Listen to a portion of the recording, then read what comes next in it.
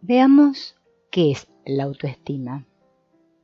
La autoestima tiene dos componentes, un sentimiento de capacidad personal y un sentimiento de valía personal. Es la suma de la confianza y el respeto por uno mismo. Refleja el juicio implícito que cada uno de nosotros hace de su habilidad para enfrentar los desafíos de la vida, para comprender y superar los problemas, y de su derecho a ser feliz, respetar y defender sus intereses y necesidades. Tener una alta autoestima es sentirse confiadamente apto para la vida, es decir, capaz y valioso. Tener una autoestima baja es sentirse inútil para la vida, errado, no con respecto a tal o cual asunto, sino equivocado como persona. Tener un término medio de autoestima es fluctuar entre sentirse apto e inútil, acertado y equivocado como persona, y manifestar estas incoherencias en la conducta, reforzando así la inseguridad. La capacidad de desarrollar una confianza y un respeto saludables por nosotros mismos es inherente a nuestra naturaleza, ya que la capacidad de pensar es la fuente básica de nuestra idoneidad, y el hecho de que estemos vivos es la fuente básica de nuestro derecho a esforzarnos por conseguir felicidad. Muchas personas padecen sentimientos de inutilidad, inseguridad, dudas sobre sí mismas, culpa y miedo a participar plenamente en la vida, con una vaga sensación de lo que soy no es suficiente. No siempre estos sentimientos se reconocen y admiten con facilidad, pero ahí están. Como un pez que nunca ha salido del agua y no sabe que vive en ella, difícilmente te darás cuenta de que tus creencias determinan tus vivencias. Es prácticamente imposible que distingas entre tú mismo y tu creencia en el momento en que ésta está actuando.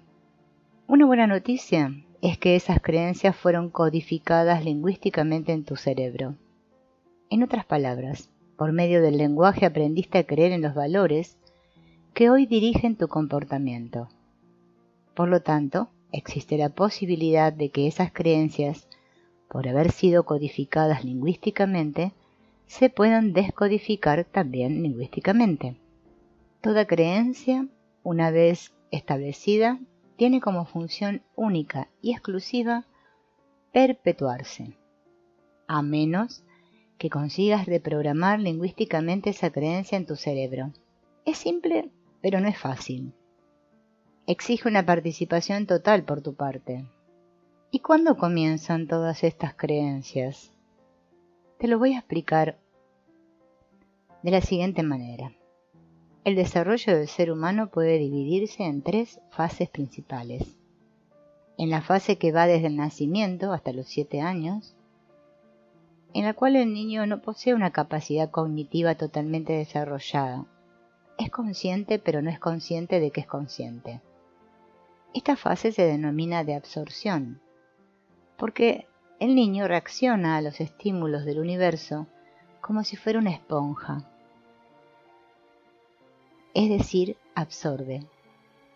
Esta es la época en la que más se aprende, cuando la persona está más abierta para aprender todo rápidamente. Al ser una fase necesaria para el aprendizaje de las reglas básicas de supervivencia, la capacidad de absorción debe predominar en el cerebro humano antes del desarrollo de la capacidad cognitiva. Los conocimientos y por lo tanto las creencias que se adquieren en esta fase quedan fuertemente impresos en la personalidad para toda la vida. Por medio del lenguaje se realizaron en tu cerebro todas las codificaciones. Por medio del lenguaje aprendiste todo lo que sabes y todo lo que crees. La segunda fase, denominada de modelado, va desde los 7 a los 14 años. En este periodo, uno comienza a cuestionarlo todo con más intensidad. Al ir dejando la infancia y entrando en la adolescencia, y prepararse para la vida adulta, empieza a seleccionar lo que debería ser codificado en su mente. en esta fase pasa a dar más importancia a lo que presencia. Deja de absorber pasivamente lo que oye y aprende a evaluar las cosas antes de creérselas. El desarrollo emocional no acompaña necesariamente al desarrollo físico. Cuando cumpliste 7, el 99% de tus parámetros de evaluación ya habían sido codificados en tu mente. Por eso muchos adolescentes cuestionan tanto a los adultos, aunque en el fondo repitan exactamente el modo de vida de sus padres. Luego viene la fase de socialización, que va de los 14 a los 21 años. El adolescente no quiere estar demasiado tiempo con sus padres, sino con los amigos de su misma edad. En la adolescencia intentamos afirmar nuestra propia personalidad, aunque en el fondo seamos como nuestros padres. Teóricamente todo se completa a los 21 años. Aunque casi todo se forme durante la primera infancia y se desarrolle normalmente hasta los 21 años, esa estructura puede alterarse en el transcurso de la vida en cualquier momento, porque nunca es tarde. Para eso es preciso conocer la manera de acceder a las creencias codificadas en el cerebro y reprogramarlas. La clave principal de esa reprogramación es el lenguaje. ¿Cómo determinar al conversar con alguien y poder detectar si tiene o no una buena autoestima? La persona con buena autoestima es ambiciosa sin ser codiciosa, poderosa sin ser opresora, autoafirmativa sin ser agresiva, inteligente sin ser pedante, humilde sin ser servil, comprensiva sin ser idiota. Quien dice, pobre de mí, tiene una baja autoestima, todo el mundo lo sabe. Pero quien dice, yo soy el mejor, también tiene una baja autoestima. Tanto los que se consideran víctimas como los que se creen los mejores tienen en el fondo el mismo problema, una baja autoestima. La diferencia está en el mecanismo de compensación. Un discípulo de Freud, el doctor Adler, acostumbraba a decir que toda compensación acarrea deformación. ¿Qué quería decir? Por ejemplo, que un niño lesionado en su autoestima, para soportarlo y sobrevivir, comienza a inventar fantasías que compensen sus sufrimientos. Entonces, se imagina, por ejemplo, que es un héroe o un superhéroe. Hasta ahí, todo bien. Pues la vida con el tiempo equilibra. El problema aparece cuando la persona se pasa la vida entera fingiendo que se gusta a sí misma, pero no supera las creencias negativas que absorbió en la infancia. El niño que hay en ti puede proporcionarte la alegría de vivir si lo tratas con cariño y consideración. Si eres capaz de cambiar tu punto de vista, no podrás cambiar tu infancia, pero sí la interpretación que haces de ella. Lo que cuenta no es lo que sucede, sino cómo reaccionamos ante ello. Todo pasó porque tenía que pasar. El provecho que se obtiene de cada experiencia depende de cada persona. Si uno no quiere sacar provecho de una experiencia, por más dolorosa y difícil que sea, solo obtendrá perjuicio. Puedes lamentarte de algo durante el resto de tu vida, o puedes hacer del mismo acontecimiento un verdadero aprendizaje. ¿Qué prefieres? Nadie puede respirar por nosotros, nadie puede pensar por nosotros, nadie puede imponernos la fe y el amor por nosotros mismos. Así como el aplauso de los otros no genera nuestra autoestima, tampoco lo hacen el conocimiento ni la destreza, ni las posesiones materiales, ni el matrimonio, ni la paternidad o maternidad, ni las obras de beneficencia, ni las conquistas sexuales, ni las cirugías estéticas. A veces estas cosas pueden hacernos sentir mejor con respecto a nosotros mismos por un tiempo, o más cómodos, pero comodidad no es autoestima. Lo trágico es que la mayoría de las personas buscan la autoconfianza y el autorrespeto en todas partes menos dentro de sí mismas, y por ello fracasan en su búsqueda. La verdadera autoestima no se expresa por la autoglorificación a expensas de los demás o por el afán de ser superiores a los otros o de rebajarlos para elevarse uno mismo.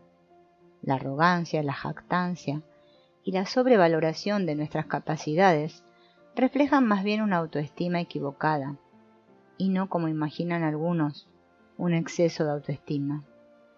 El estado de una persona que no está en guerra ni consigo misma ni con los demás es una de las características más significativas de una autoestima sana. La importancia de una autoestima sana radica en que esa es la base de nuestra capacidad para responder de manera activa y positiva a las oportunidades que se nos presentan en todo. Es la base de esa serenidad de espíritu que hace posible disfrutar la vida. El concepto que cada uno de nosotros tiene de sí mismo consiste en quién y qué pensamos que somos, consciente y subconscientemente. Nuestros rasgos físicos y psicológicos, nuestras cualidades y nuestros defectos, y por encima de todo nuestra autoestima. La autoestima es el componente evaluativo del concepto de sí mismo. Este concepto modela nuestro destino. Es decir, que la visión más profunda que tenemos de nosotros mismos influye sobre todas nuestras elecciones y decisiones más significativas y por ende modela el tipo de vida que nos creamos. Hay gente que carga con una serie de culpas durante toda la vida. No es necesario que los hechos que motivaron esos sentimientos de culpa tengan relación directa con la magnitud de esta. Además del sentimiento de culpabilidad, hay una serie de preconceptos religiosos, sociales, raciales, sexuales, culturales, profesionales, con los que las personas cargan durante toda la vida. Les fueron inculcados durante la infancia y ya no tienen nada que ver con su realidad actual, pero continúan limitando sus pasos. Procuremos evaluar la cantidad de energía que gastamos en recuerdos o creencias del pasado y que continuamos viviendo en nuestra mente como si estuviesen ocurriendo aquí y ahora. Entonces hace falta el discernimiento. Lo que pasó, ya pasó. Y así vas a tener más energía para vivir aquí y ahora, más vitalidad y más posibilidades de ser feliz. El secreto está en saber transformar las buenas vivencias en recuerdos permanentes y las malas en momentos fugaces. Lo que influye no es exactamente la experiencia, el hecho concreto, sino la forma en que la persona interpreta la experiencia. Tu yo actual es la consecuencia no solo de lo que te ocurrió, sino también de la manera en que interpretaste lo que te ocurrió. Por eso, para conocer mejor tu patrimonio de creencias, lo que tienes que hacer es identificar qué ingeriste y quién te los dio. Por ejemplo, digamos que heredaste tu concepto de salud de tu padre, el del dinero de tu madre. Con respecto a la vejez, piensas lo mismo que tu abuelo. Bueno, son muchos los que han traído platos para el banquete de tu vida. La decisión de comerlos o no ha sido y será siempre tuya. No trates de complacer a los demás. Recuerda, cada vez que dices que sí, cuando te gustaría decir que no, está muriendo una parte de ti. ¿Qué nos hace falta para superar esa contradicción dentro de nosotros? Primer paso, concienciación. Segundo paso, perdón. El primer paso es de orden intelectual. Pero para que el conocimiento se integre realmente en la estructura mental, es preciso involucrar también el hemisferio derecho del cerebro. Es preciso perdonar. Nuestra manera de ver las cosas puede variar según el lugar desde donde las observamos. Creemos tener opiniones respecto a cosas, personas y lugares. Y en verdad casi siempre lo que pasa es exactamente lo contrario. son las opiniones las que nos tienen atrapados. En el fondo, nuestro margen de elección es muy estrecho y vivimos como si fuésemos una marioneta a la que alguien mueve de los hilos. Ese alguien, la mayoría de las veces, es el padre o la madre que tenemos interiorizados. No exactamente el padre y la madre reales, sino la idea que nos hicimos de ellos en la infancia y los sentimientos que nos provocan.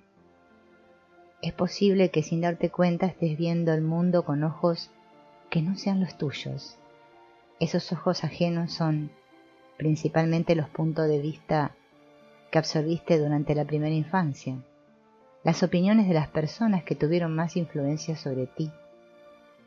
Durante la vida adulta, esa absorción de opiniones ajenas continúa si no se tiene bien afirmada la personalidad. Quien no tiene autoestima no cree en sí mismo y prefiere seguir siempre la opinión de los demás. Del mismo modo que no puedes conducir un coche orientándote por el retrovisor y por los espejos laterales, tampoco puedes dirigir tu vida por los acontecimientos del pasado y las opiniones de los demás. Perdonar, más que un acto de amor, es una señal de inteligencia. El único que no perdona es el ignorante. Usa tus propios ojos, escucha a tu corazón.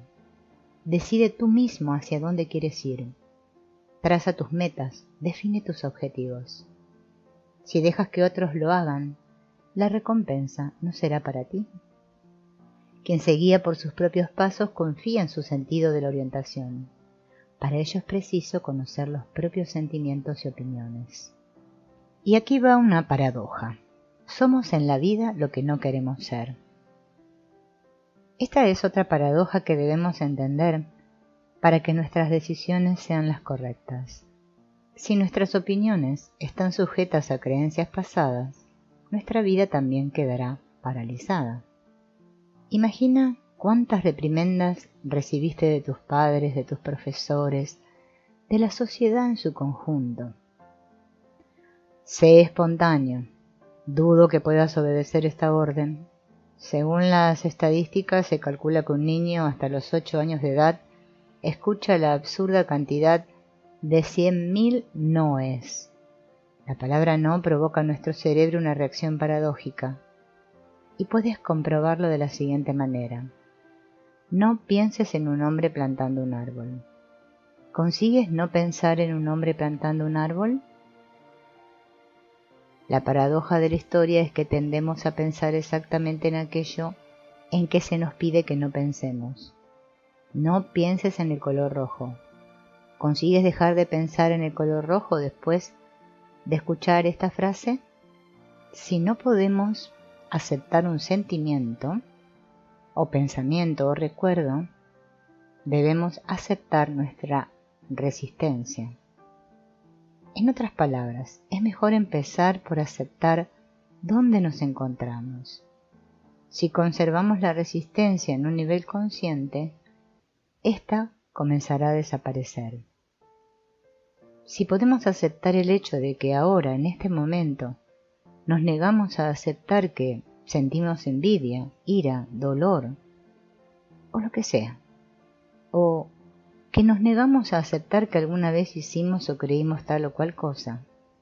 Si reconocemos, experimentamos y aceptamos nuestra resistencia, descubriremos una paradoja muy importante. La resistencia empieza a desplomarse. Cuando luchamos contra un bloqueo, este se hace más fuerte.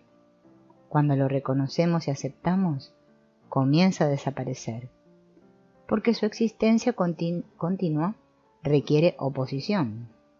No puedo superar un miedo cuya realidad niego. No puedo corregir un problema cuya existencia no admito. No puedo curar un dolor que rehúso reconocer como propio. No puedo cambiar rasgos de mi carácter que insisto en que no poseo. No puedo perdonarme por una acción que no reconozco haber realizado. Aceptarnos a nosotros mismos es aceptar el hecho de que lo que pensamos, sentimos y hacemos son expresiones del sí mismo en el momento en que ocurren. Pero esto no significa que esas expresiones sean las definitivas sobre quiénes somos, a menos que las cubramos con cemento por medio de nuestras negaciones y desestimaciones.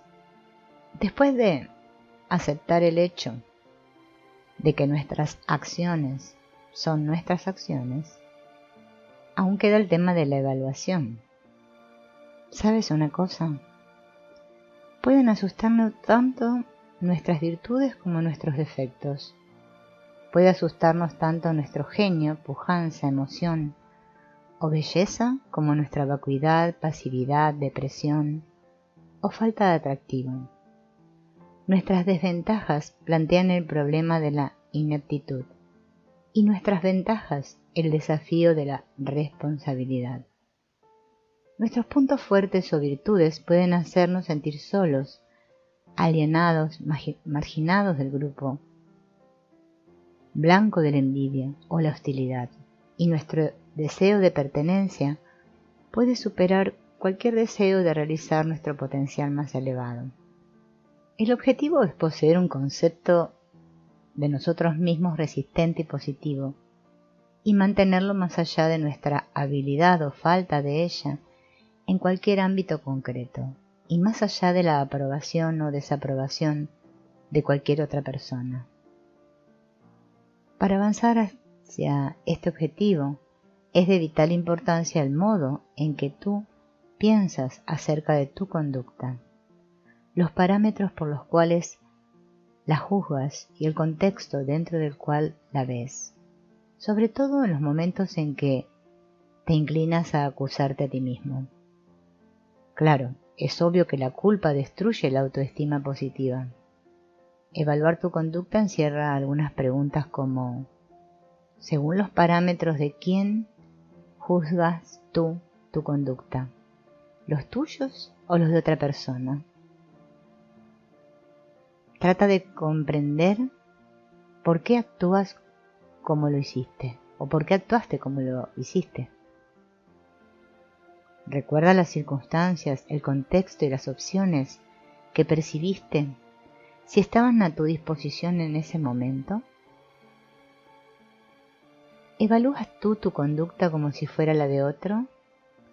Cuando piensas en tu conducta, ¿identificas las áreas o circunstancias específicas en las que tienes lugar o generalizas en exceso y dices lo ignoro, cuando en realidad quizás ignores un tema particular pero conozcas bien muchos otros temas?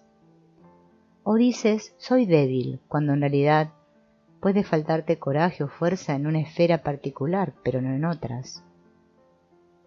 ¿Te lamentas de tus acciones? ¿Tratas de aprender de ellas para no volver a repetirlas? ¿O simplemente sufres por el pasado y sigues pasivamente atado a modelos de conducta que sabes inadecuados? Nos sentimos culpables cuando, al contemplar algo que hemos hecho o dejado de hacer, experimentamos un sentimiento de minusvalía. Nos vemos impulsados a racionalizar o justificar nuestra conducta. Nos ponemos a la defensiva en actitud combativa cuando alguien menciona la conducta en cuestión. Nos resulta difícil y penoso recordar o examinar la conducta. Piensa en alguna acción que hayas realizado o que no hayas realizado, de la cual te arrepientes. Algo lo bastante significativo como para haber hecho mella en tu autoestima. Luego pregúntate: según los parámetros de quién estoy juzgando, ¿los míos o los de otro? Si esos parámetros no son en verdad los parámetros, ¿de quién estoy juzgando? ¿Los míos o los de otro? ¿Qué es lo que yo creo en realidad sobre esto? Con honestidad y conciencia. Puede ser que no veas nada de malo en tu conducta, o que quizás encuentres el coraje necesario para dejar de condenarte en este mismo instante. O al menos tal vez comiences a vislumbrar una nueva perspectiva en la evaluación de tu conducta. En general, la gente suele dejarse intimidar por las preferencias valorativas de los demás, a expensas de sus propias necesidades, percepciones y autoestima. Gran parte de lo que se llama culpa tiene que ver con la desaprobación o la condena de otros, de personajes influyentes, como los padres o cónyuges. Con frecuencia cuando alguien declara, me siento culpable por esto y por esto, lo que en realidad quiere decir, aunque rara vez lo reconoce, es, tengo miedo de que si mi mamá o papá o alguna otra persona importante se entera de lo que he hecho, me critique, repudie o condene. A menudo la persona no considera la acción como verdaderamente mala, en cuyo caso lo que siente no es literalmente culpa. De modo que la solución a esta categoría de culpa es atender a la auténtica voz del yo, respetar su propio juicio por encima de las creencias de los demás, que uno no comparte de manera sincera, aunque finja hacerlo. A veces las declaraciones de culpa son una cortina de humo para ocultar resentimientos negados o rechazados. Por ejemplo, no he logrado vivir de acuerdo con las expectativas o parámetros de otro. Tengo miedo de admitir que esas expectativas y esos parámetros me intimidan. Tengo miedo de reconocer cuánto me irrita lo que se espera de mí.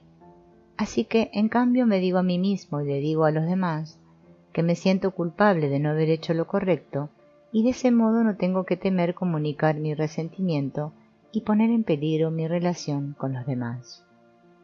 Si tú te reconoces en esta descripción, la solución para tu culpa es ser honesto contigo mismo y con los demás respecto a tu resentimiento.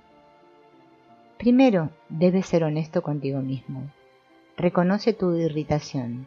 Admite que tu resentimiento está causado por parámetros y expectativas que no son verdaderamente tuyos y observa cómo la culpa comienza a desaparecer, aunque debas seguir luchando para obtener una mayor autonomía.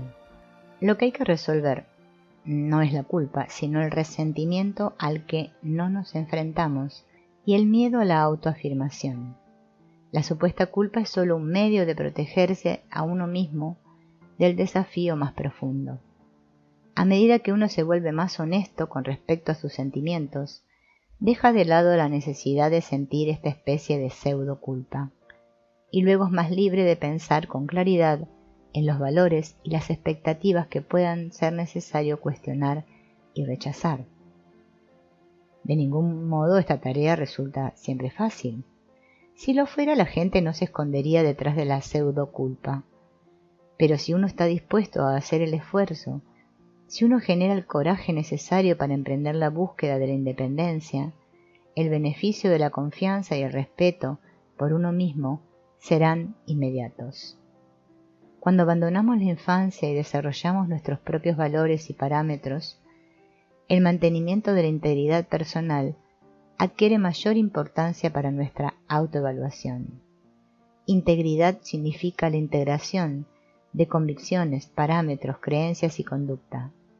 Cuando nuestra conducta es coherente con los valores que profesamos, poseemos integridad. Cuando nos comportamos de modos que se oponen a nuestro juicio de lo que es apropiado, tendemos a perder valor ante nuestros propios ojos. Tendemos a respetarnos menos.